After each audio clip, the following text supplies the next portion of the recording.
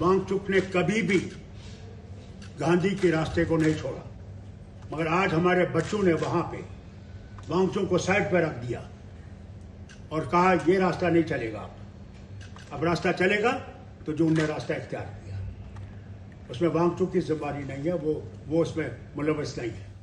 अगर उनके पास कोई ज़मीन नहीं है फिर वो क्यों कहते हैं कि जो हिस्सा हमारा है? सारी दुनिया जानती है कितनी ज़मीन उनके पास है। हम लोग पेट्रोल ही नहीं कर सकते थे अपने इलाके में। कब तक हम झूठ का सहारा लेंगे? वक्त आ गया कि सच्चाई चलिए, सच्चाई पर चलें तो हो सकता है हम अपने वतन को मजबूत करेंगे। बहुत ही गंभीर मसला है जो लद्दाख में हुआ, खासकर लेह में, जो वहाँ पे बच्चे निकल आए। उसकी वजह ये थी कि वो 14 दिन से वहाँ पे भूख हड़ताल में थे। उसमें एक बुजुर्ग और उसकी बीवी, कल जब उनकी हालत बहुत ख़राब हो गई और उनको स्ट्रेचर पे लिया गया अस्पताल, तो उन बच्चों के से रहा नहीं गया। 5 साल से वो वहाँ पे खामोशी से एहतजाज कर रहे हैं तो उन्हें 6 शेड्यूल और स्टेटहुड मिलना चाहिए। और उन्होंने, हम तो उनके लीडर थे, लेह से वो पैदल चले दिल्ली तक कि उनसे कहें कि इस चीज़ को देखें। उन्हें गांधीयन तरीका इस्तेमाल किया था, कोई आंदोलन नहीं किया था। मगर फिर ये बच्चों को ये लगा कि जो 5 साल इन्होंने हमसे वादे किए थे कि हमें नौकरियां मिलेंगी, हम लोगों को यहाँ पे सुविधा मिलेगी और हम लोग आगे बढ़ सकेंगे, वो वादे सारे खोखले निकले। और उसका नतीजा ये हुआ कि आज उनसे रहा नहीं गया और वो बाहर निकल आए। और माफ़ी चाहता हूँ ये कहने को, उन्हें गांधी का रास्ता छोड़ के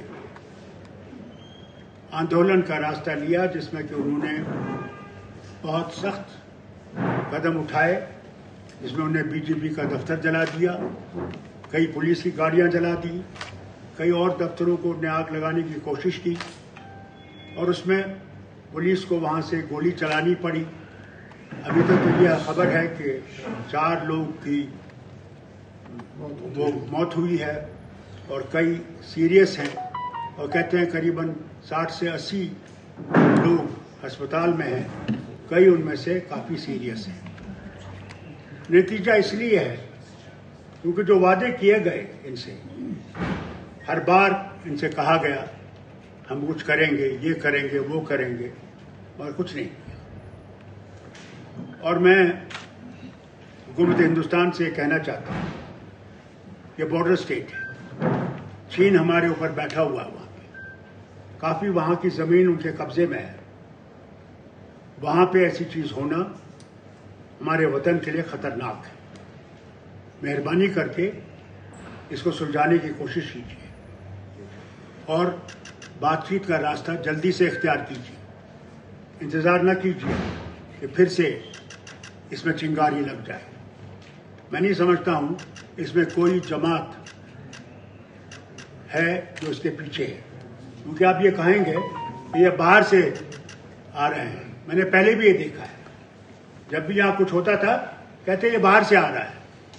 बाहर से नहीं है, ये वहाँ के लोगों की आवाज़ है, दिलों की आवाज़ है। वो अब ज़्यादा इंतज़ार नहीं करेंगे, उन्हें इससे सबक सीखना चाहिए। उन्हें ये भी याद रखना चाहिए, उन्हें कश्मीर से ये वादा किया था, जम्मू कश्मीर से, कि इलेक्शन हो जाएंगे, आपके डिलिमिटेशन हो जाएगा, उसके बाद आपको स्टेटहुड दिया जाएगा। आज 11 महीने हो गए, स्टेटहुड का कोई हमें सामने नहीं दिख रहा है, कोई मूवमेंट उसकी तरफ नहीं है। उन्हें लद्दाख से सबक सीखना चाहिए। और मैं और मेरी जमात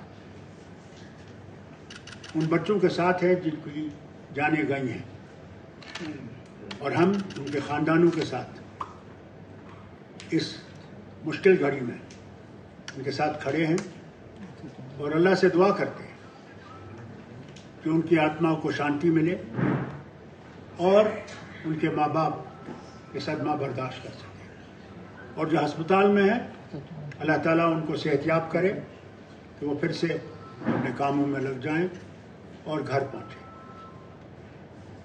बहुत बहुत शुक्रिया आपका।